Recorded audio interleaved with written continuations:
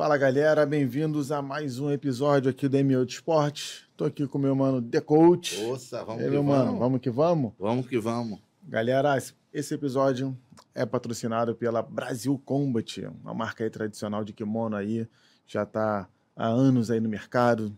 Tem um QR Code aí na tela, aponta o celular, vai lá, entra no site, dá uma olhada em vários kimoninhos lá maneiro, guard, todo o material que você precisa aí pra luta. E também tem Nós Que Voa, nossa parceria, né? Não, Nós fala aí. Que Voa, do Mano Lucão, que vende tape, guard, camisa, coqueteleiras. E também ele dá uma oportunidade para você representar a marca Nós Que Voa aí no seu estado. E não podemos esquecer também do nosso mano Betamax. Betamax, Estúdio Betamax, tá em casa. Isso daí é o cara. Quem quiser aí, galera, ó, precisando aí de um estúdio, alguma coisa, entra em contato aí, Betamax. Então, manda aqui, ó, deixa aí pra gente um comentário, perguntando que a gente passa o contato, tudo direitinho. Se você quiser gravar seu curso, infoproduto, fazer seu podcast, gravações externas, só entrar em contato com a Betamax aí, que o Laje dá um jeito aí. Ouça. E aí, meu mano, quem tá aí hoje com a gente? Meu irmão, hoje a resenha vai ser com o brabo. Resenha garantida? Não. Maluco expulsou foi o Ronaldinho Gaúcho de campo, parceiro. Que isso, Você tá brincando, irmão? Black Belt, faixa Black preta. Belt, faz atleta bravo, competidor. Estamos aqui, Cordeiro. Eduardo Cordeiro. E aí, meu mano? Pô, para mim é um privilégio aí estar com vocês. Obrigado pela oportunidade, Marcel. Obrigado pela oportunidade, David. Para mim aí uma honra. Finalmente aí nossas agendas casaram, né? Eu que sou carioca de nascença, né? Inclusive nasci em Copacabana. O Hospital São Lucas fechou. Então ninguém mais nasce em Copacabana. Justo. E nascido e criado na Tijuca há 8 anos. Aí morando em Santa Catarina, na cidade de Balneário Camboriú. Boa, isso aí. E assim, mas como é que tu foi parar lá em Santa Catarina, cara? Conta isso daí. Eu fui passar umas férias em 2013 e, de repente, um amigo meu, que no caso da arbitragem de futebol, ele era árbitro assistente, ele marcou uma reunião com o grande ex-presidente da federação, falecido Dr. Delfim, de Pádua Peixoto. E ele abriu a federação no dia 30 de dezembro. E o doutor Delfim simplesmente falou: Carioca, quer morar aqui em Santa Catarina? Falei: quando? 2015, porque 2014 eu não tenho vaga para você. Na época, a CBF, Federação Brasileira de Futebol, ela tinha um número de vagas por estado. E iam parar determinados árbitros, porque você poderia arbitrar até 45 anos no futebol. E aí iam parar 3 árbitros. E aí ele me ofereceu uma das 3 vagas. E aí passei 2014 todo pensando. Foi mais ou menos aí na metade do ano. Eu legitimei. Bati o martelo. Disse que em 2015 estaria em Santa Catarina. E aí começou aí aquela correria para a mudança. Até que em janeiro de 2015 fui para Santa Catarina pelo futebol. Para dar sequência a arbitragem de futebol dentro do quadro nacional. Boa. E ficou quanto tempo na arbitragem? Quando você entrou para a arbitragem e até quando você ficou? Como é que você torna árbitro? Como é a formação? Como é que é? Antigamente, a formação ela era pela universidade. Era uma universidade da cidade. Era uma universidade que tinha aqui no Rio de Janeiro. E, inclusive, para quem era educador físico, era uma pós-graduação também. E hoje existe o curso da EAFERJ aqui no Rio de Janeiro, que esse curso hoje é feito pela própria federação. E na época eu fiz o curso da Universidade da Cidade. E após 10 meses de curso, você está apto a entrar dentro do quadro de árbitros. Então a gente começa aí apitando o mirim infantil antigamente, hoje é o sub-13, sub-15. E você vai ascendendo conforme as suas partidas, conforme você vai subindo de escalão até atingir o profissional, né? O profissional que eles chamam aí quando você está arbitrando sub-20, quando você arbitra partidas da terceira, da segunda divisão, e aí a própria federação ela tem condições de te colocar dentro do quadro nacional, dentro do quadro de árbitros da CBF ou não. E aí depende das suas atuações, depende da sua idade também. Eu peguei uma época que A CBF, ela queria muitos árbitros antes dos 30 anos para ter um trabalho, para desenvolver um trabalho. Então, à época, aí eu tinha 27, 28, eu estava dentro dos requisitos a ascender à Confederação Nacional de Futebol. E aí, em 2010, eu sou convidado a fazer parte do quadro de árbitros pelo Rio de Janeiro. Fico no Rio de Janeiro 5 anos, né, até 2014. E de 2015 a 2019, eu me mantenho no quadro nacional, só que pela Federação Catarinense. Ah, boa. E assim, tem idade assim, máxima, assim, o árbitro pode ficar ali até tantos anos? Antigamente tinha, né? Antigamente o árbitro ele tinha que, com 45 anos, ele era jubilado, digamos assim, ele saía do quadro nacional. Hoje nós temos aí o Marcelo de Lima Henrique, que é o árbitro mais velho em atividade, que é aqui do Rio de Janeiro, e hoje ele arbitra pela Federação Cearense de Futebol. Salvo engano, ele está com 51, ou acho que esse ano acho que ele faz 52 anos, e ele continua na ativa nos campos, né? E tá aí, enquanto ele passar no teste físico, enquanto ele se sentir apto, se sentir saudável a apitar uma partida de futebol, e o quadro nacional também, a comissão de arbitragem entender que ele está bem para exercer a atividade, ele continua normalmente. E, Cordeiro, assim, árbitro é árbitro e bandeirinha é bandeirinha, ou como é que funciona? Exatamente. Até 96 fazia-se tudo, né? E a partir de 96, tanto que na Copa de 98, a Copa de 98 ela foi na França, eu já tinha essa diferenciação. Foi um árbitro assistente e um árbitro de linha, né, digamos assim, para a Copa do Mundo. Então, a partir de 96, ou você, no quadro profissional, né, no caso, no quadro amador, você fazia uma mistura aí até o cara definir o que ele queria.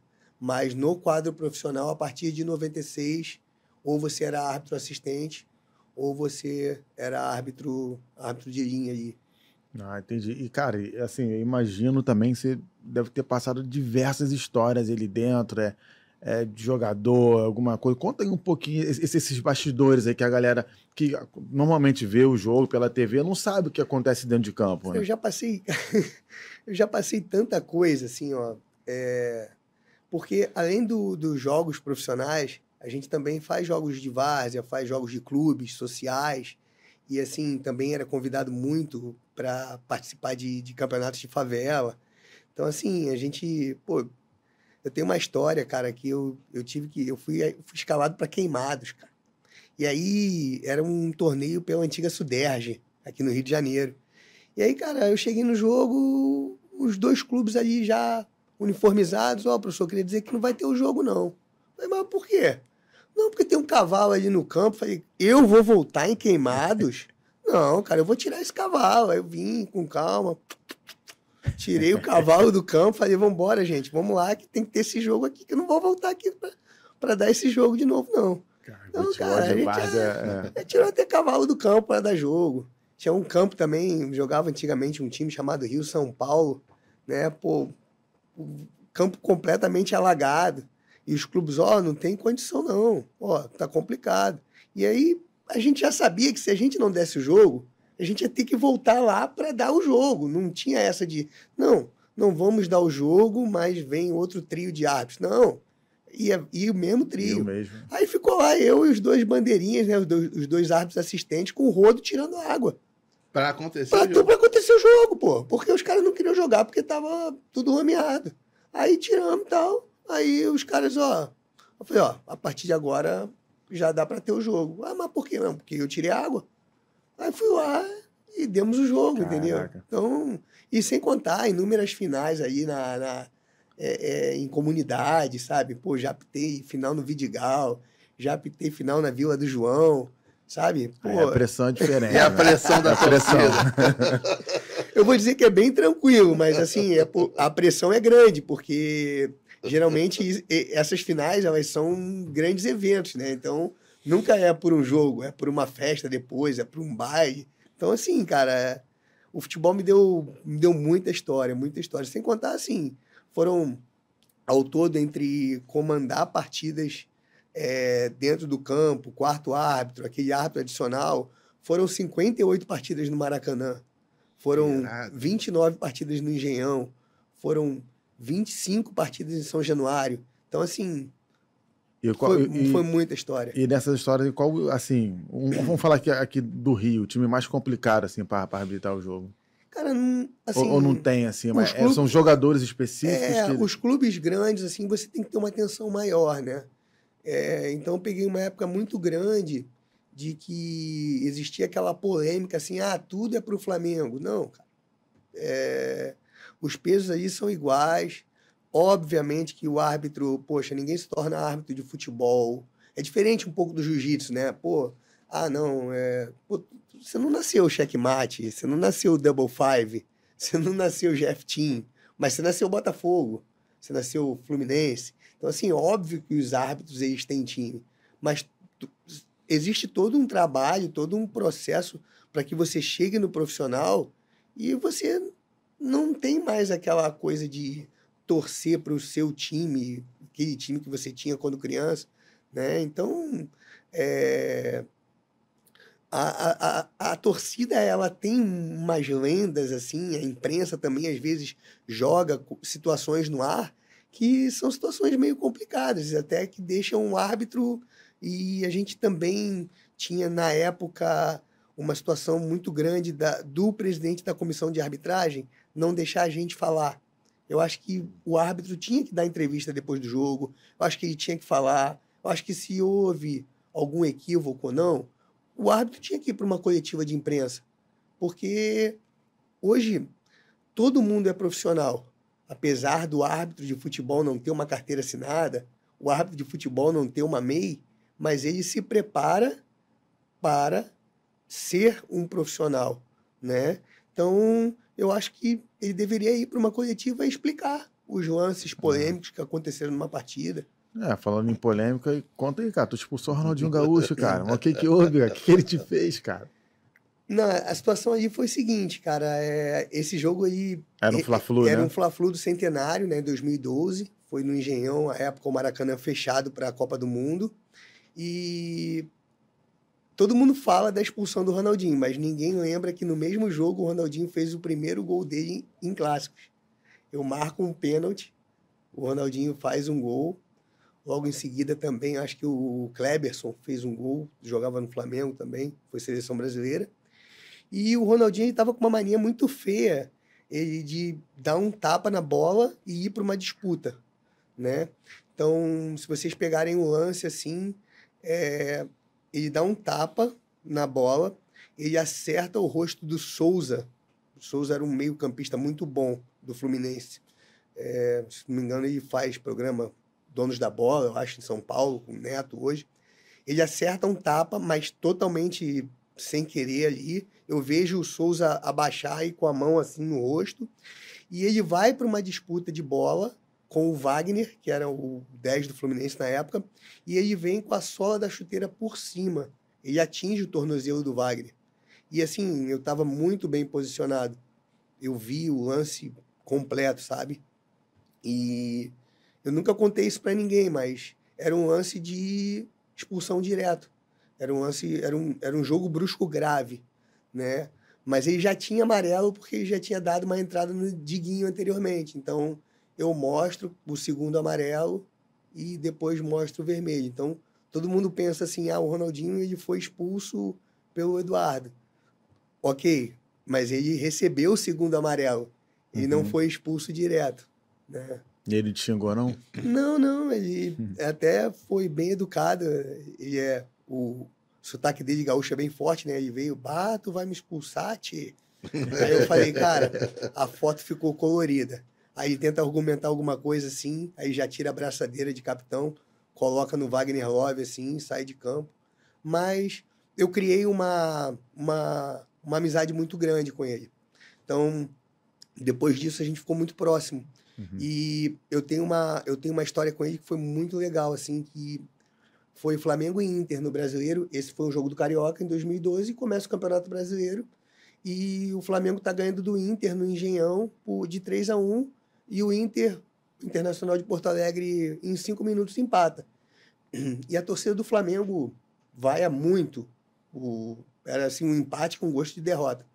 E na época a gente tinha que ir ao vestiário como quarto árbitro para colher a assinatura dos capitães. Uhum. E aí eu cheguei no vestiário do Flamengo, o Ronaldinho estava mais afastado um pouco, e eu fui lá para pegar a assinatura do Ronaldinho. E aí ele falou assim, Eduardo, eu acho que o meu ciclo aqui acabou. Aí eu falei, cara, tu tá louco, velho? Todo mundo gosta de você no Flamengo, cara. Tá maluco? Como é que teu ciclo aqui acabou, cara? Pô, tu é um ídolo, cara. Todo mundo te ama. Todo mundo, pô, tu é um cara super carismático. Aí ele pega, assina aí o que ele tem que assinar, me devolve o papel. 2 dias depois ele rompe o contrato com o Flamengo. Então, assim, são informações, assim, às vezes que a gente tem de bastidor, a gente fala assim, cara, realmente aconteceu. A mesma coisa aconteceu comigo com o Louco Abreu. Tinha uma época também que o Oswaldo de Oliveira estava tirando muito o Louco Abreu e ele estava sem espaço no Botafogo. E ele já era super ídolo, já estava 3 anos no Botafogo. E acho que o Oswaldo, na época, disse que não podia jogar o Louco Abreu com mais alguém, eu não me lembro muito bem. E aí eu fui fazer um quarto árbitro. No Engenhão também, a Ponte Preta ganha do Botafogo de 2-1. E eu dei 2 camisas minhas de árbitro, porque o Louco Abreu ele tem um museu no Uruguai, né, de camisas de clubes que ele jogou e de pessoas que... Então eu tenho uma camisa de árbitro no museu do Louco Abreu. E aí o Louco Abreu me deu uma camisa do Botafogo, que eu tenho até hoje, que eu sou fãzaço do Louco Abreu. E ele falou, Eduardo, eu acho que é meio último jogo. Eu falei, não, mesma coisa. Eu falei, não, cara, que isso e tal. Aí o Louco Abreu também, rompe com o Botafogo. Caraca. Logo depois eu falo, pô, meu Deus, cara. Parece que eu tô fazendo a despedida do pessoal aqui, cara. O cara entra no vestiário e já vai se despedir. Já assina, já baixa o contrato ali. Eu já vi, deixa ele entrar não, manda outro árbitro pra assinar aí, pra pegar a assinatura. O cara já vai mandar alguém embora aqui, mano. E vem cá, nessas aventuras aí de arbitragem, torcida, já teve briga, né? Já correu atrás de tu? Já. Conta aí alguma coisa. Não, tem um campo em São João de Meriti chamado Pingo de Ouro, Brilho de Ouro. É uma coisa assim. Cara, aí era força de confusão. Meu Deus do céu. Tu ir lá e assim... Teve uma vez que eu tava fazendo tanta besteira, assim... Desculpa, cara, eu tava fazendo tanta merda no jogo, mas tanta merda, que assim, eu consegui irritar os 2 times. Sério, eu consegui irritar os 2 times. E paralelo a isso, tinha um vereador que tava comentando. E assim, e ele falando, cara, eu não sei que esse árbitro só tá fazendo besteira. Eu falei, cara, eu vou apanhar dos 2 times, literalmente. Cara, sabe o que eu fiz? Eu caí no meio do campo, cara. Eu fingi que eu tava passando mal. Aí veio os 2 times me socorrer. Sério, cara, eu caí no meio do campo, falei, não, tô passando mal, minha pressão tá caindo. Eu fui vendo que tava dando 41, 42, cara, eu ia apanhar dos 2 times, tava empate, e assim, realmente aquele dia que nada dava certo. Aí eu caí no meio de campo, o pessoal começou a me abanar, eu fingindo que eu tava passando muito mal. Não, a gente tem que botar o árbitro pro vestiário, não tem mais condição de ter jogo. Realmente, o cara tá passando mal. Aí eu saí, abraçado com 2 caras de cada clube, não lembro, e me botaram no vestiário, cara. Quando fecharam o vestiário, começou a batida. Seu safado, vamos te matar, não sei o quê. Mas foi a forma que eu encontrei aí de sair correndo do jogo aí. Nada tava dando certo, cara. Nada tava dando certo e tava na várzea ali, sem segurança, sem policiamento. Eu não vou ficar aqui não, cara. Tá maluco. Caraca, tá doido. E no campo lá, assim, tem algum assim, jogador que fala assim, caraca, já vem esse jogador de novo, já sabe que o maluco é problemático. Que te dá dor de cabeça ali. Assim, tinham jogadores complicados, da mesma forma que eu acho que era muito de você ter autoridade, mas sem ser autoritário. Eu sempre levei isso para o campo. Eu sempre fui um cara de muito mais atitude. Eu sempre pecava pelo excesso e nunca pela omissão. Isso é uma coisa que eu sempre levei para mim no futebol e eu levo também para o jiu-jitsu isso.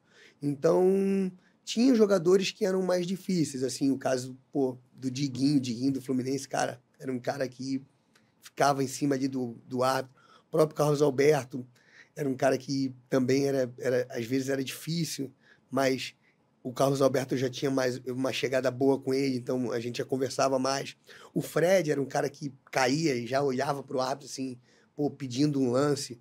Aí era horrível, porque ele queria que você, de uma certa forma, marcasse uma falta. Ele já caía aí te olhando, esperando uma atitude tua. Pô, Fred, vamos com calma. Então, assim, e tinha outros jogadores que eram mais amigos, assim, tinha um meio de campo, o Rodrigo, jogou no Santos, jogou no Botafogo muito tempo, cara, gentleman, ajudava a arbitragem, acabava, resultado que fosse, apertava a nossa mão, tal. E tinha também os técnicos, né? Por exemplo, o Muricy Ramalho. Todo mundo falava que o cara era difícil, que não... Cara, um gentleman. Meu irmão, gente boníssima, ajudava a arbitragem, sabe? Porra, educado. O Filipão, pô, tem aquele jeito dele grosseiro, mas, cara, sempre me tratou muito bem, sabe? Tive uns problemas aí, uma vez com o Vanderlei Luxemburgo também, mas logo depois, assim, a gente zerou, a gente conversou. Falei, pô, ô Luxa, se a gente continuar assim, não vai dar certo, porque a gente vai continuar se encontrando. Ele, não, Eduardo, pô, desculpa. E aí também era hora de você recuar também. Não, professor, eu te peço desculpa também por algum mal-entendido e tal. E você também reconhecia. Eu acho que os caras, acho que o futebol ele vê muito isso. Porque já tem o estereótipo do árbitro que ele nunca erra. E aí você tem que mostrar para eles que você é ser humano, que você erra também, né? A gente vê isso muito no jiu-jitsu. Você vê o árbitro de jiu-jitsu lá comandando as lutas, os combates, e logo depois, se acontece alguma polêmica, ele sai da área e vai explicar o motivo pelo qual ele marcou, né? Eu sou um pouco contra isso, né, do jiu-jitsu, porque eu acho que às vezes você dá muita margem, como é uma coisa muito próxima, né? E de repente o torcedor ou o professor está naquele calor do momento, ele vai continuar um debate aí com o árbitro de jiu-jitsu desnecessário. Mas de repente foi uma forma que o coordenador de arbitragem do jiu-jitsu entendeu que era necessário para que os professores aprendessem um pouco mais de regra. Entendeu? Não, orientação, se der alguma coisa, poxa, vai lá, fala com o professor, fala com alguém aí que está gritando para o aluno e explica os motivos pelos quais você deu uma punição ou o motivo pelo qual foi ponto. E todo mundo tem que entender que a gente é ser humano. Exatamente. E uma hora ou outra a gente vai se equivocar. Com certeza. E assim, qual foi assim a tua partida assim, você arbitrou que você falou assim, cara, essa daqui vai ser minha última. Não dá mais para mim isso daqui. Quando caiu essa ficha assim, você falou assim, cara, vou, não sei, fazer outra coisa, não dá mais para mim. Então, desde 2017 eu viajei muito com um trio que foi a Copa do Mundo para a Rússia. Eu era aquele árbitro atrás do gol aí, aquele árbitro de linha. Então, eu viajei com o Sandro Merarrice, com o Emerson de Carvalho e com o Marcelo Vangassi para o Brasil todo, em 2017. E a minha intenção era ascender à primeira divisão. Eu não consegui fazer um jogo de primeira divisão do brasileiro.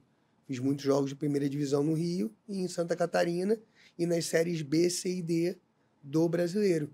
E aí, em 2017, eu já estava competindo muito jiu-jitsu, sabe? E até pedindo dispensa, que é uma coisa muito mal vista dentro do futebol, você pedir dispensa para fazer outra atividade, eles querem você ali o tempo todo.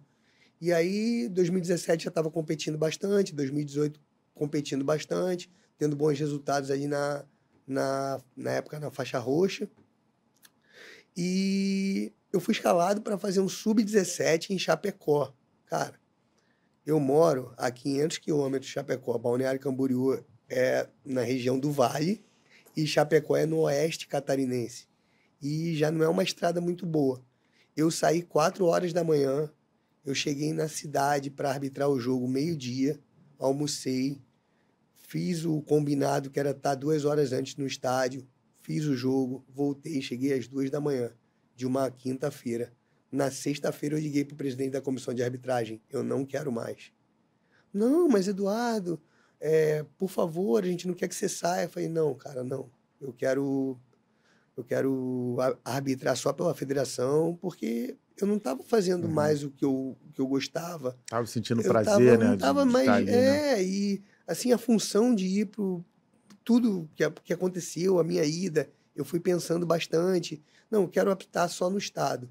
E aí eu fiquei no estado arbitrando. E aí meu último jogo foi na pandemia, foi antes da pandemia. A pandemia fecha tudo ali numa quarta-feira. Eu arbitrei um jogo pela Federação Catarinense aí, sub-20, no sábado, no domingo. E de lá para cá eu nunca mais arbitrei. Então eu pretendo um dia ainda fazer uma despedida, fazer um jogo de despedida. E aí fechar essa página aí da minha vida. Fechar esse ciclo, né? Isso. Né? Isso é importante. E como foi esse teu início aí no jiu-jitsu? Então, eu fui muito... Eu comecei no judô, né? Eu sou...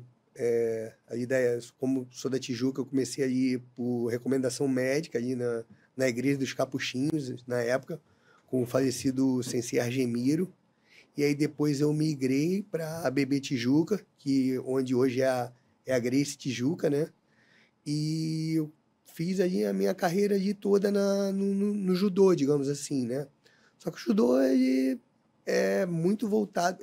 além dele ser muito lesivo, digamos assim, ele tem uma vida curta para o atleta, né? E tem... O judô ele é muito focado nas Olimpíadas e nos mundiais. Então, a tendência é que poucos atletas ascendam, digamos assim. O jiu-jitsu já é uma coisa assim... Temos diversas federações, né? Temos atletas com diversos focos, tem gente que gosta de competir nacionalmente, tem gente que gosta de competir mais as federações locais, tem gente que já curte viajar para competir, então já segue um cronograma mais internacional. E eu já em Santa Catarina, né? Eu já faixa preta de judô, eu comecei a fazer jiu-jitsu porque o futebol ele é desgastante. Então eu comecei aí como uma coisa aí para me deixar mais tranquilo, né? Uma coisa prazerosa, porque desgaste que eu tinha de viagens. E a academia que eu trabalhava, que eu dava aula de judô, eu fazia o jiu-jitsu também, e ela tinha um programa de atletas, onde ela pagava as competições de jiu-jitsu local aí, né? Os campeonatos de Santa Catarina. E aí eu comecei a voltar a competir gradativamente, gostei. E aí eu me vi numa situação que, olha, faz a carteirinha, tá bom, faço a carteirinha. E aí, vai ter agora em Curitiba, vai ter agora em São Paulo, vai ter no Rio. E aí eu comecei a viajar, comecei a gostar, já como faixa roxa, Master 2, e foquei nisso, né? Sempre continuei dando minhas aulas de judô, paralelo à arbitragem de futebol, e quando eu me vi, estava já em todas as competições aí, todo final de semana competindo no jiu-jitsu, falei, cara, é hora do futebol ir ficar de lado e eu focar nisso aqui. Porque isso aqui está me dando prazer. E o futebol, essas viagens, o fato de eu ser quarto árbitro, o fato de eu ser árbitro de linha, aí depois criaram agora o VAR, isso não vai me trazer felicidade, né? Então, eu fui atrás da minha felicidade. Boa. E até você tocou nesse assunto aí também, do VAR. Na tua época não tinha, né, o VAR, né? Não tinha. Tu acha que isso ajuda ou atrapalha?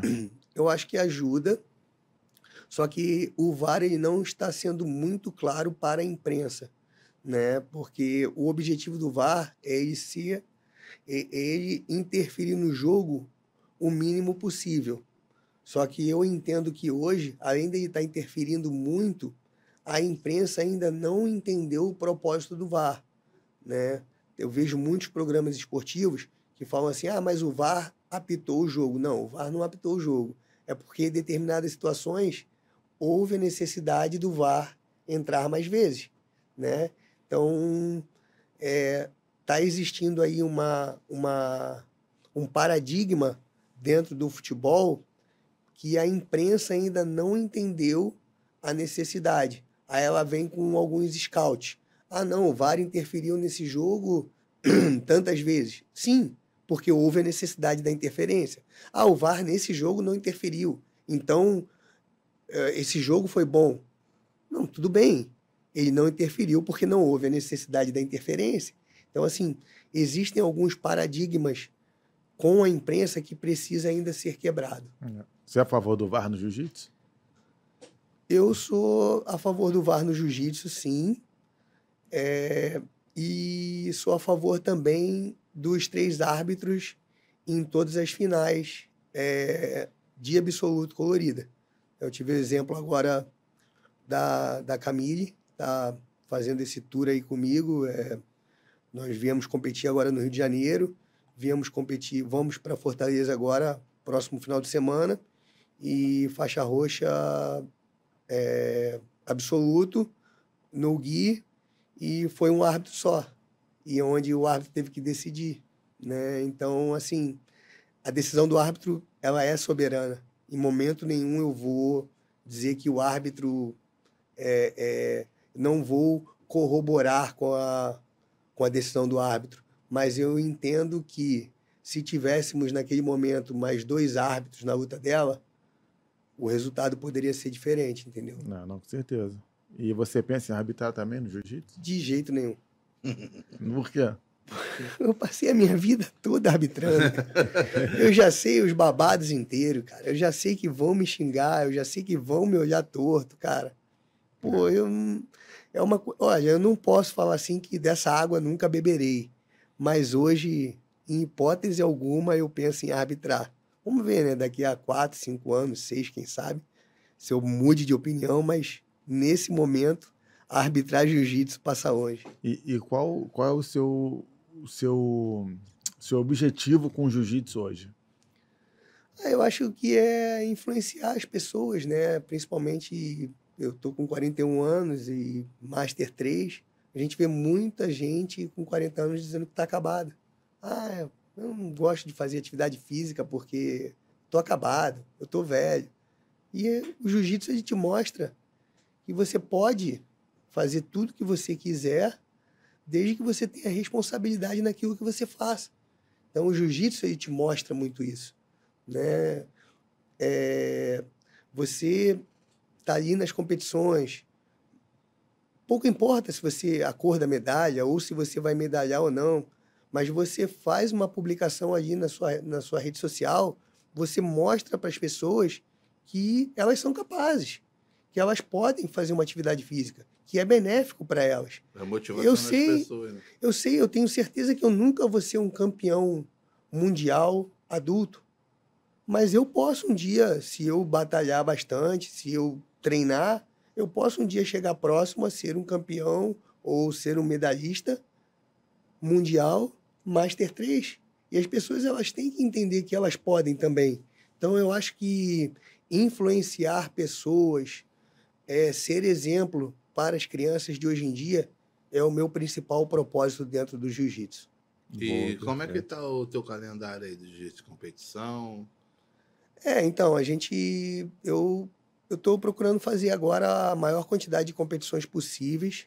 Nós vamos a Fortaleza agora, aí volto para Santa Catarina, Betim, faço 2 Opens lá fora, o Austin Open junto com o Orlando Open, né, levo um aluno para o Pan Kids em Orlando, Vitória e Florianópolis, né, que são os 2 Opens depois, né, até 12 e 13 de agosto aí eu tenho bastante competição. E estou procurando nesses 6 meses aí que eu tenho de faixa preta viver cada momento, desde aquela hora aí que o prancheta chama, desde o aquecimento, na hora de vestir o kimono, porque muda. Não adianta você falar assim,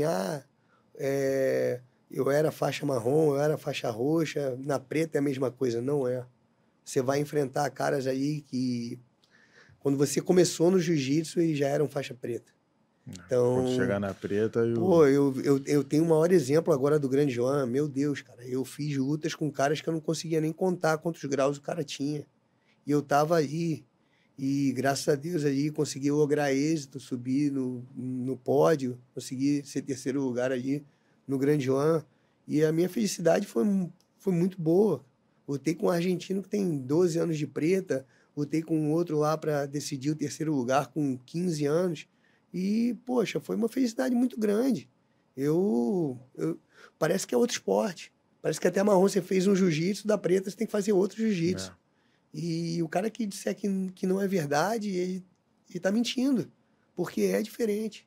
Eu não acreditava muito nisso, mas é a realidade. Até você viver isso daí, né? Você não acreditava. Você tem academia, tu dá aula? Então, a gente criou um projeto pioneiro que a gente trouxe a Volk, né, a marca de kimonos. A gente levou o nome Volk para Santa Catarina. Hoje a gente tem um espaço Volk, onde nós temos 3 professores, né? Nós temos o Gabriel, que é o irmão da Camille, a Camille, que ministra aulas lá também, e eu.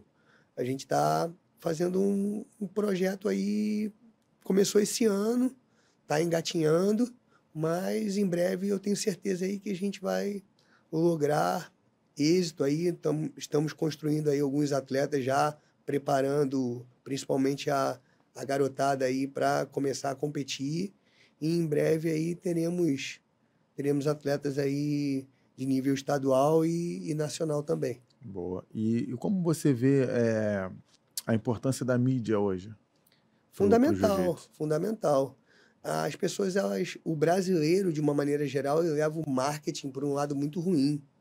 Eu já ouvi pessoas falarem assim, o fulano é muito marqueteiro.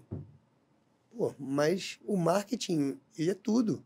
Se você não se promover, se você não mostrar, pô, eu tô aqui, você não vai ter visibilidade, entendeu? Então, eu acho que as pessoas ainda têm uma situação assim muito, muito complicada e complexa de se expor.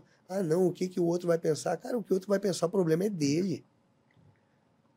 Se você estiver no podcast ou se você não estiver no podcast, pessoas vão te amar e pessoas não vão gostar de você. Então, o meu conselho, acostume-se. Acostume-se, porque você tem a necessidade de se promover. Você tem a necessidade de treinar em alto nível. Você tem a necessidade de angariar novos alunos. Tem a parte de professor também. Então, se você não mostrar o seu trabalho, as pessoas não vão te ver. Então, você tem que ter uma mídia boa. E isso não só para os atletas adultos, tá? Eu me considero um atleta... quer dizer, eu sou um atleta master. E a necessidade, ela vem na mesma proporção de você ter uma mídia boa, tanto para a categoria, tanto para os adultos, bem como para os atletas masters. Porque 50% ou mais de atletas masters, você vai conversar, eles já vêm com aquela história assim, mas é porque o master não paga. Mas é porque, gente, só nós masters temos condições de mudar essa situação. Então, o que está faltando? Se nós somos hoje a maior quantidade de inscritos em campeonatos, está faltando a gente ter uma mídia boa, está faltando a gente ter uma representatividade boa, faltando um monte de coisa. Então, não se culpa por uma coisa que você faz parte desse processo. Trabalhe em cima. Não veja o marketing como uma coisa ruim. Veja o marketing como uma coisa positiva. E aí você vai alçar, você vai chegar em novos objetivos que até então você não havia chegado. Até para a tua própria academia também, né, cara? Para pegar mais aluno, divulgar seu trabalho. Precisa também de divulgação na mídia legal também. Gente, o tempo inteiro. Hoje a gente tem uma ferramenta que é o Instagram ali, que a gente tem o feed, que a gente tem os stories. Antigamente, tu tinha que fazer um anúncio numa rede aberta.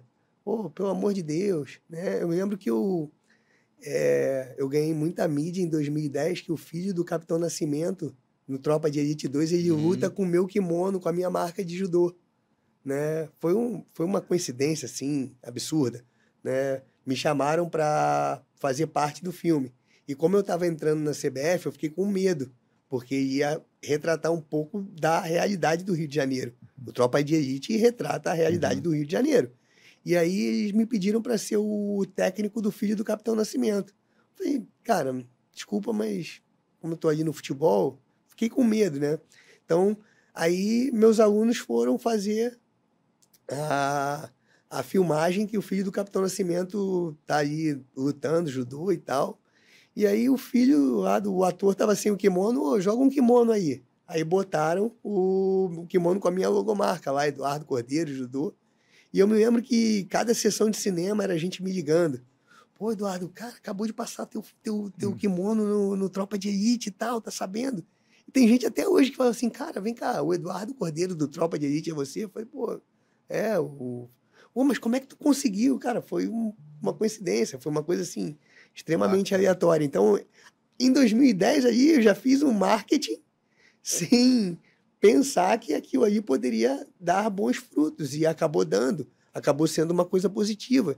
Então, sei lá, 13 anos depois, a gente tem tudo na mão e as pessoas ainda conseguem ver dificuldade em se mostrar. Hoje em dia está muito mais fácil. Hoje em dia está muito mais fácil e as pessoas ficam procurando um ninho de quero-quero para não fazer. Ah, mas o que o outro vai pensar? O que o outro vai fazer? Gente, se vocês pararem para pensar no que o outro vai pensar sobre a sua pessoa, já era. Vai fazer nada. Vai fazer nada. Você tem que fazer, você tem que ter o seu propósito, o seu objetivo, o seu foco e ir em cima dele o tempo todo. Não pode desfocar em hipótese alguma. É isso e eu vou até o final. Não, com certeza. E como que você vê o jiu-jitsu hoje em dia? Essa troca de equipe, as pessoas contratando. O jiu-jitsu está muito diferente hoje, né, do que era antigamente. Como é que você vê esse mercado aí? É um mercado novo, né? Eu vejo o jiu-jitsu numa ascensão muito grande, tá? Porque ele era estigmatizado como uma coisa ruim na década de 90, início da década de 2000 ali.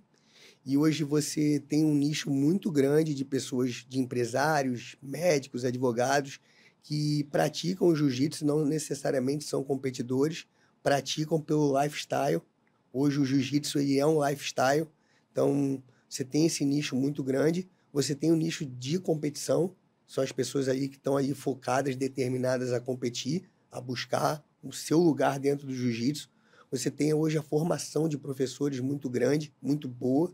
Antigamente, se você for falar de 30 anos atrás, o médico mandava colocar no judô porque só existiam professores capacitados a trabalhar com crianças no judô. Hoje você tem brilhantes professores que se especializaram na parte kids, né? Então, isso é mais um mercado que a gente tem. E sem contar que existem hoje empresários que estão investindo. Existem hoje equipes que estão investindo. Voltando na pergunta que você me fez, Marcel, eu acho isso extremamente normal, porque isso mostra a profissionalização do nosso esporte. Nada impede que uma pessoa mude de clube dentro do futebol se ela receber uma proposta. Dentro do jiu-jitsu, se a gente quer alçar voos maiores, é necessário que a gente entenda isso como uma coisa normal, porque se as equipes estão investindo financeiramente, elas querem um retorno. Assim como o seu patrocinador, assim como o meu patrocinador, ele quer um retorno meu, seja midiático, seja em vendas de produtos, seja em qualquer questão que você vá trabalhar, ele quer esse retorno e você precisa dar. E, no caso dos atletas profissionais, eles estão investindo financeiramente. Qual o retorno que eles querem? Eles querem a medalha. Então, eu acho isso extremamente comum e eu acho isso muito bom para o nosso jiu-jitsu. Para só crescer o esporte, né? Eu acho que cresce o cenário como um todo, né, cara? Que, como no jiu-jitsu, existem diversas profissões dentro do jiu-jitsu. A gente trabalha com a mídia, você é atleta, a Volk é uma marca, nós que voamos é uma marca, enfim. Então, eu acho que se o crescimento do cenário, cresce todo mundo junto. Exatamente. E tem gente que consegue enxergar a parte dos americanos de no-gi negativa. Ah, não, pô. Então, gente, o americano em si, ele quer tudo diferente para ele. A cesta do basquete da NBA é diferente da cesta do basquete profissional. A regra de futebol, do soccer deles lá, eles colocam alguma coisa diferente para ser diferente da FIFA. Então, quando aparece um cara que faz bem essa parte de no-gi e ascende da forma como os atletas americanos vêm ascendendo sem kimono, faz com que nós aqui no Brasil comecemos a correr atrás e treinar no-gi. O que é o treino de no-gi para nós? Sexta-feira. Sexta-feira tem um noguezinho, né? É. Então, assim, vamos começar a colocar mais horários na grade para que a gente chegue no nível dos caras. E, quer queira, quer não, eles vão puxar sempre para o lado deles. Cabe a nós correr atrás, temos condições para isso, temos excelentes professores no Brasil que fazem esse trabalho em excelência, com qualidade, e vamos brigar de igual para igual com os caras, pô. Por que a gente tem que sair daqui do Brasil para treinar, para ser expert em no-gi? A gente tem que morar nos Estados Unidos? Não. A gente tem excelentes professores. Se entendermos lá na frente que é necessário ir para melhora de qualidade de vida ou porque receber uma proposta, ok. Mas não necessariamente temos que ir para lá porque os melhores profissionais estão lá, não. Nós temos excelentes profissionais aqui. Cabe a nós quebrar esse paradigma de no-gizinho sexta-feira.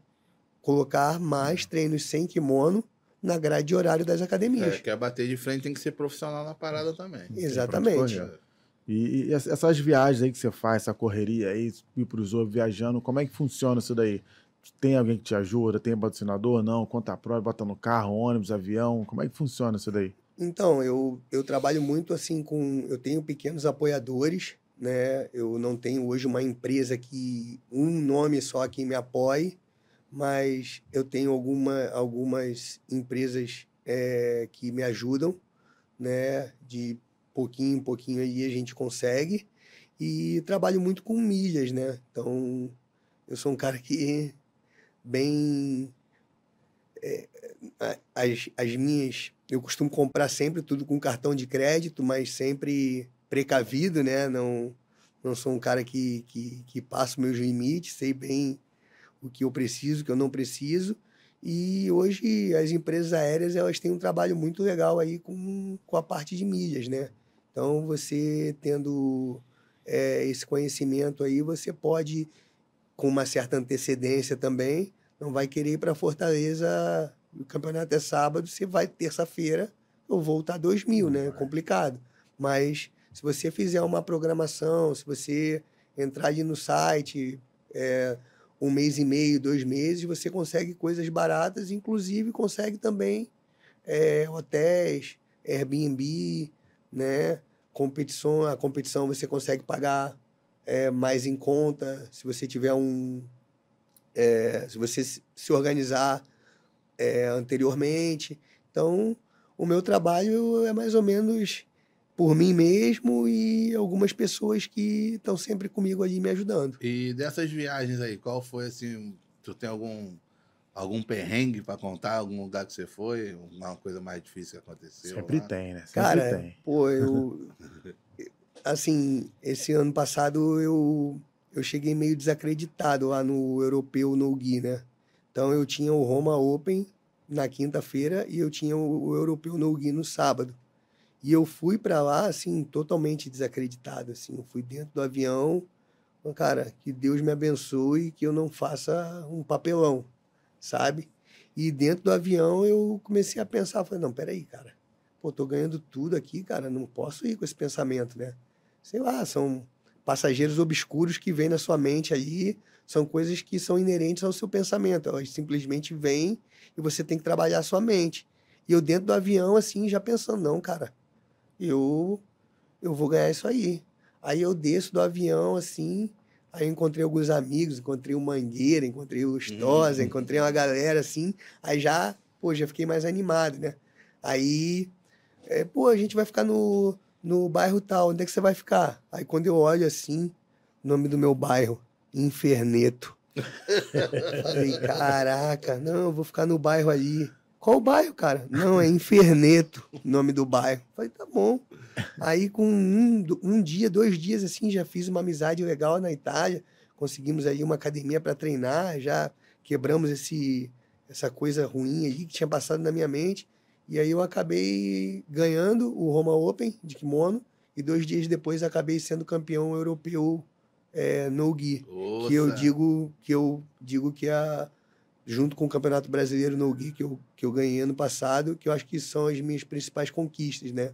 Então, esse foi o meu maior perrengue, assim, saindo do Brasil, pensando, pô, não vai dar certo, eu parar, refletir, mas por que não vai dar certo? Claro que vai, já deu, e acabou dando boa ali. Mangueira é cliente do David, né? Pô, Mangueira é fechamento. Bebezão.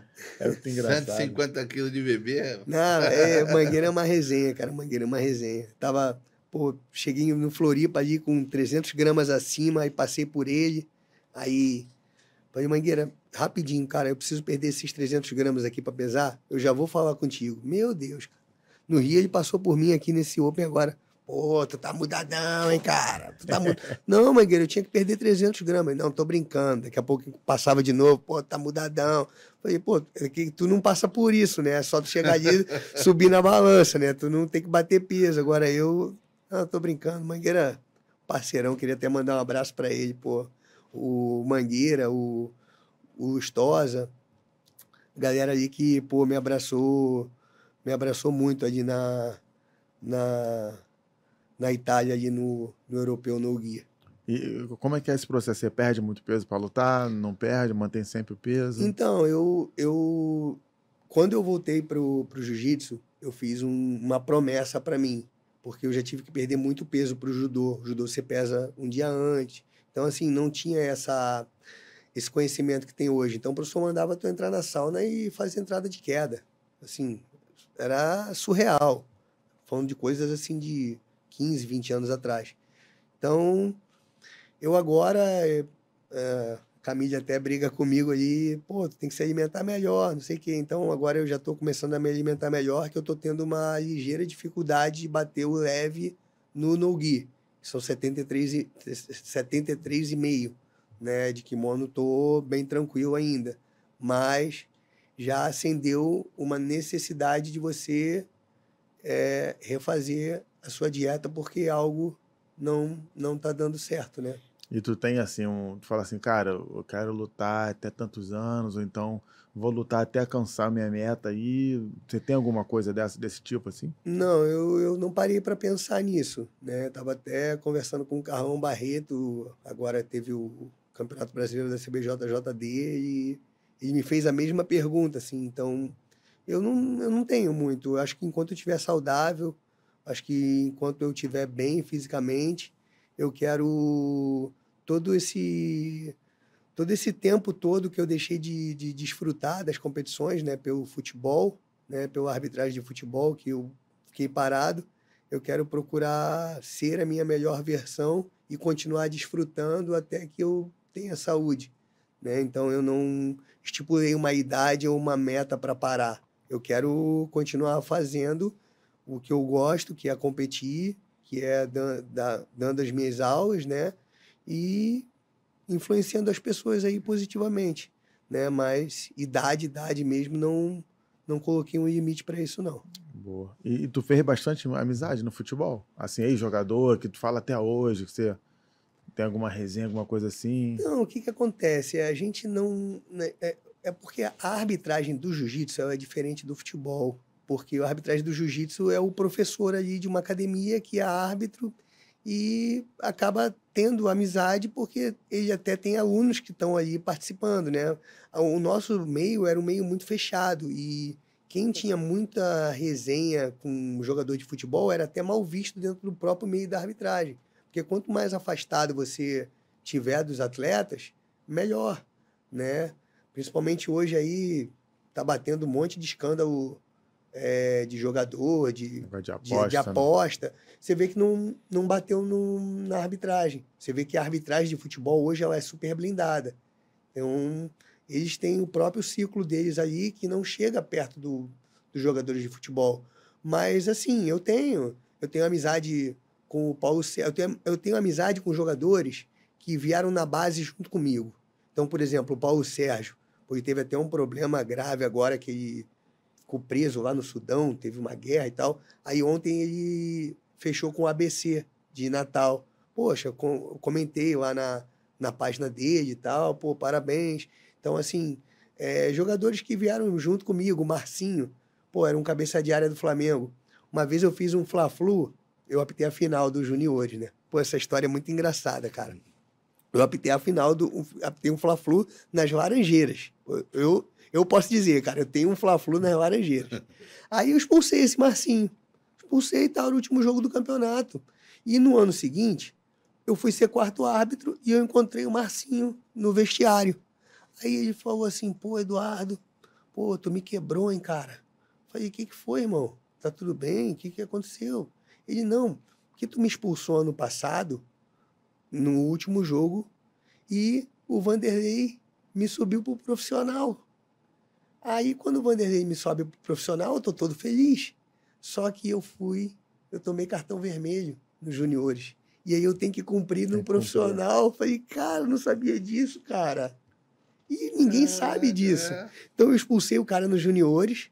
O Vanderlei pediu para ele compor o elenco, né, no ano seguinte. Só que ele estava, para o primeiro jogo, ele não estava apto por conta do cartão vermelho que ele tinha recebido no ano anterior. Caraca. Aí eu falei, pô, Marcinho, relaxa, cara, daqui a pouco tu vai vir tua hora aí, faz parte. Aí ele até brincou comigo, não, de boa. Mas era uma coisa que eu não sabia, como é que eu vou expulsar o cara no sub-20? Ele tem que cumprir no profissional. Mas o campeonato é da FERJ, é da Federação do Rio de Janeiro. Então, independente da categoria, ele teria que cumprir um jogo de suspensão. E já teve algum torcedor te xingando ali na beira ali, tu querer bater boca com o cara, sei lá. Tacaram o bagulho em copo, arremessaram alguma parada. Não dá, tem que ter muito sangue frio pra não olhar, não falar nada, não tem como. Teve uma situação hilária então que vai, eu... solta. Solta o preso. Solta. Eu tô de quarto árbitro e aí tinha aquele placar eletrônico para chamar a substituição, né? E eu já pego o Maracanã com a reforma pro PAN, sem geral. Eu não trabalho no Maracanã com geral. Eu já comecei a trabalhar com o Maracanã reformado, com aquelas cadeirinhas aí. Então, teoricamente, as pessoas não viam mais o jogo ali embaixo em pé. Elas viam sentadas. Mas aquela cadeirinha ali, se bobear, era mais próximo que a geral, era muito próximo. Aí ficava um torcedor ali do Flamengo, cara.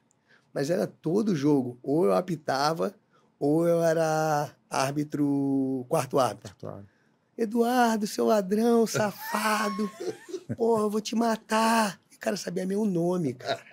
Mas era sempre o mesmo cara, sempre. Eu já sabia que eu ia chegar ali, se fosse jogo do Flamengo. Ele já ficava no lugar certo. Ô, David, Marcel, cara, eu peguei a placa de substituição, aí eu botei o número 24, assim, sabe? E comecei a piscar pra ele. Pá. Cara, tá me chamando de viado, tá me chamando... Eduardo, eu vou te matar. Eu vou na federação, isso não vai ficar assim. Aí eu pegava a placa assim, escondidinho, não tinha tanta câmera, né? E o 24 piscando pra ele. E ele babava, cara. Babava de ódio, assim, sabe? E eu não podia rir, eu mantinha assim, mas por dentro, cara, eu tinha que dar uma lição nesse cara. Pô, meu presidente da comissão me chamou, cara. Eduardo, chegou uma reclamação aqui, mas eu não acredito que isso aconteceu. Aí eu falei, o que foi? Pô, tu fez isso? Fiz, aconteceu, é verdade. Aí até o presidente da comissão riu. Aí falou, pô, Eduardo, não faz isso não, cara, porque se a TV pega, principalmente, pô, uma TV aberta grande, pô, vai dar um problema para nós, vai chegar aqui, eu vou ter que dar explicação. Pô, não faz mais isso não. Não, desculpa, não vou fazer, mas esse cara tá há mais de 15 jogos me xingando, cara. Aí... Mas depois disso ele continuou xingando? Não, aí acho que morreu. Acho que ele foi lá também, o cara deve ter... Mas ele foi fazer a reclamação. Ele foi na federação ali e fez reclamação para mim. Caraca. Tanto que meu presidente da comissão de arbitragem me chamou e falou, pô, cara, eu não acredito que você fez isso. Eu falei, não, eu fiz. Caraca, pô, mas tem que ter muito sangue de barato. Árbitro é foda, cara, é muito xingamento, cara. A pessoa xinga muito, tu tem que ficar. Não ouvi, cara, não tem como não ouvir. Né? Eu parei com o futsal por causa disso, cara. Eu parei, era mais próximo ali. Então. Mais próximo, a torcida bem em cima. E tinha um time aqui no Rio de Janeiro chamado Montanha, era um clube aqui na Tijuca, na usina. Não sei nem se ele joga aí no futsal. Eu tava dando um feminino, cara. Dando um feminino, Montanha e Vasco. A menina deu de dedo na minha cara, falou assim, seu filho da puta, você é um merda. Na minha cara, e apontou. Aí eu calmo, bem frio, dei 2 passos para trás, puxei o cartão vermelho e ela continua me xingando. Então, assim, nunca ninguém nesse tempo de futebol que eu tenho, 20 anos de futebol, fez o que ela fez. E foi uma mulher, assim, sabe? Sem querer, acho que a gente tem que tratar igual, né? Mas, cara, e deu de dedo na minha cara e, assim, olhando nos meus olhos, falei, meu Deus, cara. Aí eu falei, não, cara. E eu já estava acendendo bem no campo, eu falei, pô, eu vou parar com isso aqui, porque mais cedo ou mais tarde você corria praticamente de costas para a torcida, né? Que você tinha que fazer muito trabalho de lateralidade no futsal, e por uma mão voar na tua cara ali não custava, né?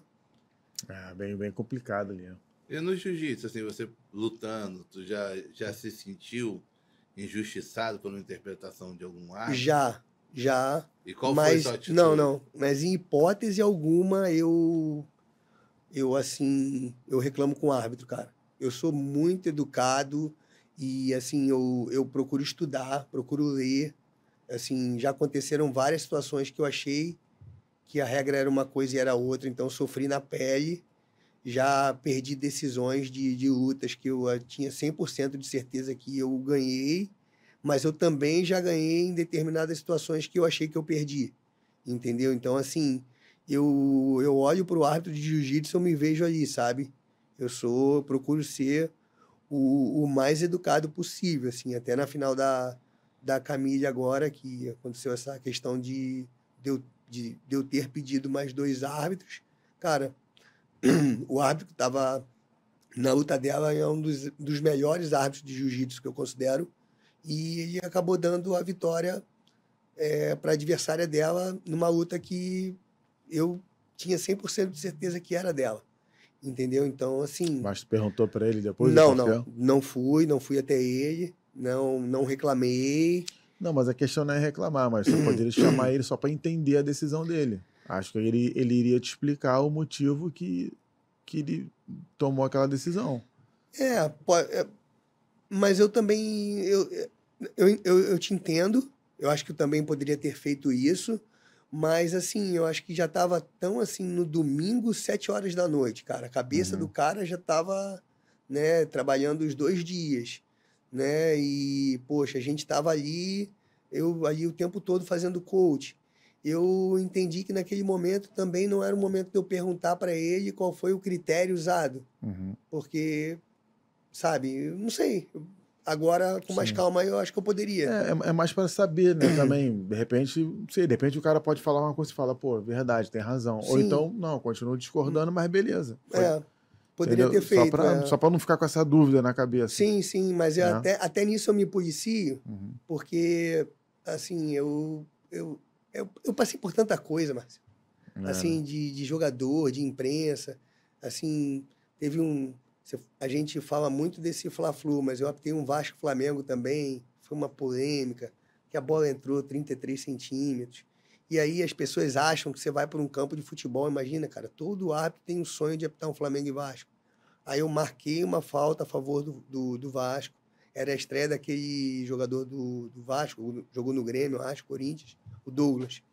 Aí eu dou o cartão amarelo para o zagueiro do Flamengo, se não me engano, acho que era o Wallace na época.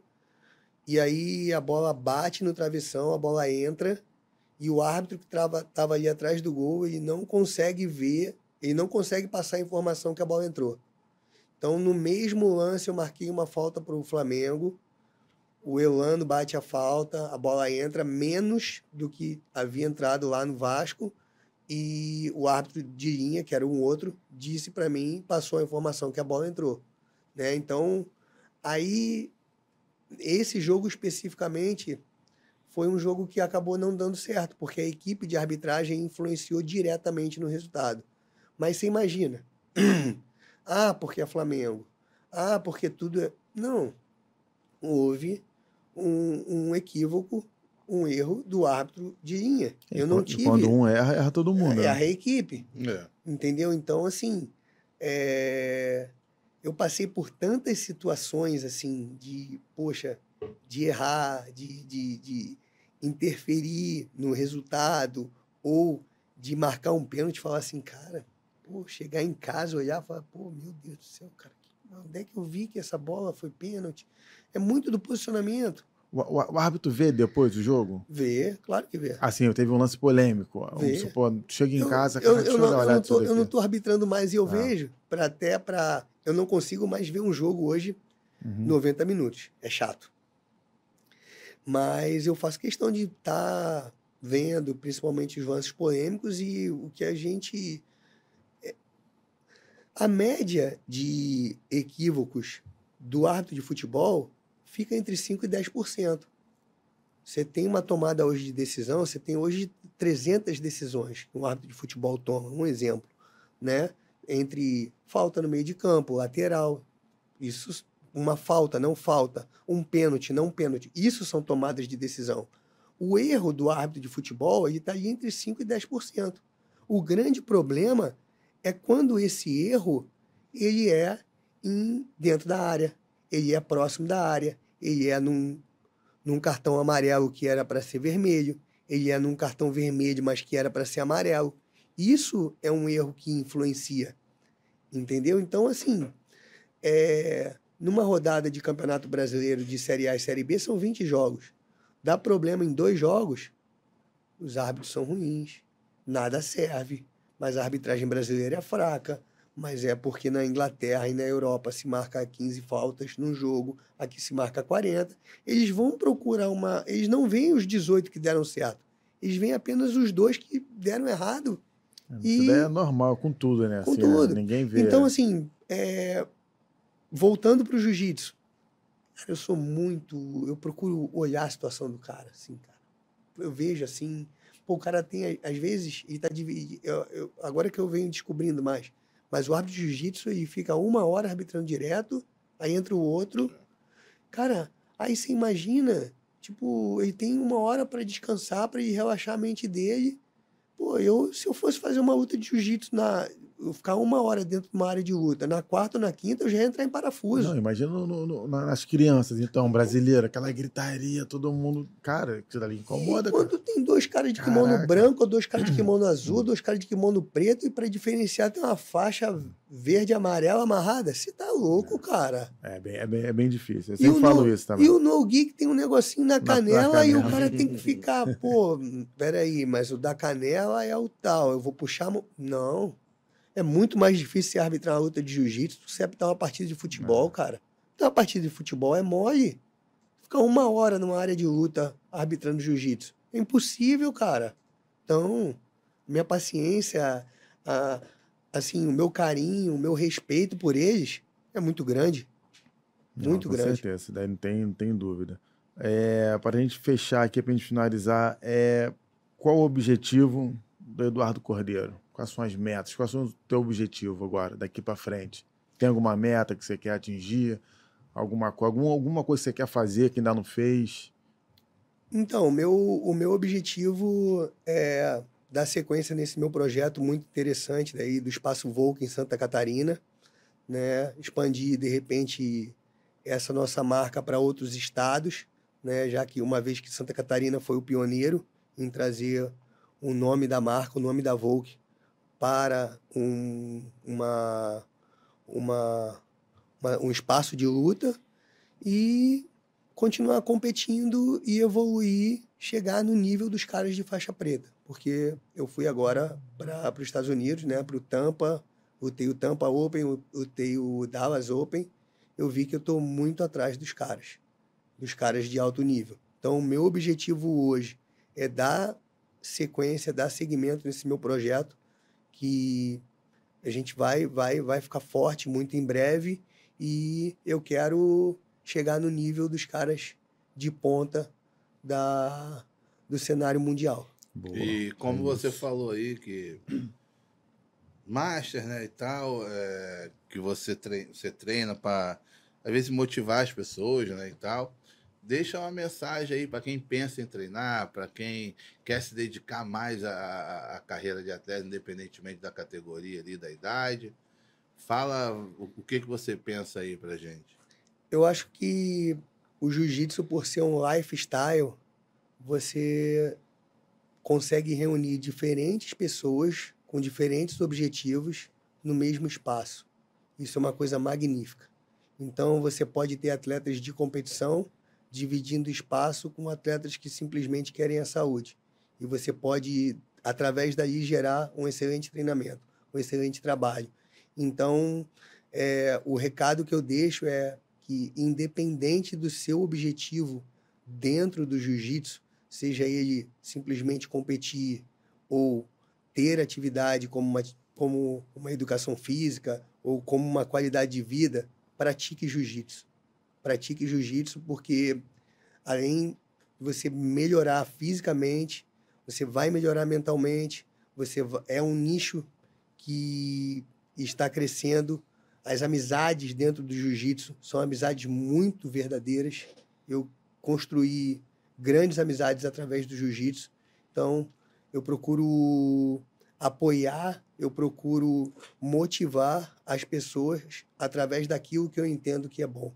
Então, eu acho que não só para a parte física, mas para a parte psíquica e mental, o jiu-jitsu é de extrema valia. Cara, queria muito te agradecer pela presença aí. Sei que está na correria aí de campeonato, de viagem e tal. Obrigado por tudo, pelo teu tempo, pelas palavras, pelas histórias, pela resenha. E se a galera quiser ir lá te visitar, qual é o endereço de lá, Du? Eu que agradeço, né, Marcel, pela oportunidade, David. Vocês estão fazendo um trabalho aí excepcional. O trabalho já está atingindo o país inteiro.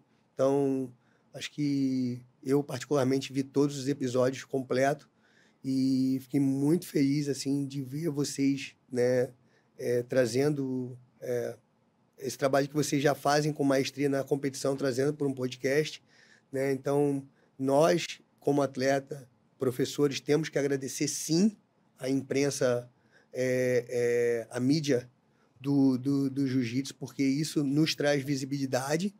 E quem tiver por Santa Catarina, quem tiver na região do Vale, quem tiver em Balneário Camboriú, Itajaí, as portas aí estão abertas. O nosso espaço aí fica na Praia dos Amores, né, que fica quase ali na divisa entre Itajaí e Balneário Camboriú. Fica ali na rua Evaristo da Veiga, 56. E só mandar um direct, só mandar um WhatsApp, e todos aí são muito bem-vindos. É isso, Mongão? É isso, irmão. Obrigado aí, Cordeiro, mais uma vez. Pô, meu irmão, me amarra em tudo de graça. Tá um cara carismático pra caramba, muito responsa. Pô, foi uma satisfação te receber aqui, trocar ideia. A gente deu boas risadas aí. E, pô, com certeza, cara, teu lifestyle, teu pensamento, a tua disciplina, a tua dedicação ao jiu-jitsu motiva muitas pessoas. E, pô, cara, parabéns, continua nisso aí, que sua caminhada na faixa preta aí só tá começando, como você falou. E eu sei que eu vou te ver aí no topo aí muitas vezes ainda. Pô, eu que agradeço, David. Muito obrigado. E, assim, só tenho mais uma coisa para falar, cara. Eu adoro aquele teu banquinho. Cara, tu bota um banquinho assim na beira do tatame, bicho. Pô, tu fica muito à vontade, cara. Um encostozinho. Pô, os melhores vídeos só podem sair dali, cara. Não é possível, Marcel. Cara, compra esse banquinho, bicho. Já comprou também? Tem também. Mas eu nunca vi tu sentado nele, mano. A gente tava no Rio Open agora com ele. Os dois no banquinho. Eu preciso bater uma foto. Na beira do tatame. Não, eu quero bater uma foto entre vocês, assim, vocês no banquinho, mano. Fala aí do novo projeto. Papo de cadeira. Sensacional. Vai ser ali no campeonato. Cara, aquele banquinho é aula, eu vou até comprar um banquinho igual só pra chegar junto ali. Aí, pode comprar, que aquela aí salva. Aquela ali, a nossa lombar agradece no final do campeonato, que é complicado. Top, irmão. Obrigado, gente. Muito obrigado de coração. Junto. Galera, obrigado mais uma vez aí, mais um episódio. Se inscrevam no canal. Se o cara não se inscrever, o que acontece? Ele vai se inscrever no campeonato. Vai estar lá, e aí? todo pimpão, vai pular, joelho no peito, sprawl, entrou. Vai cumprimentar, vai ganhar o armlock voador de brinde. Já vai perder na primeira luta, já vai pra casa. E a foto? Aí até a foto, rios do cara sendo apertado. Não, vou mandar em câmera lenta ele ganhando o armlocão voador. Eu sentado na minha cadeirinha. Foda. É foda. É isso, galera. Valeu. Obrigado. Ouça.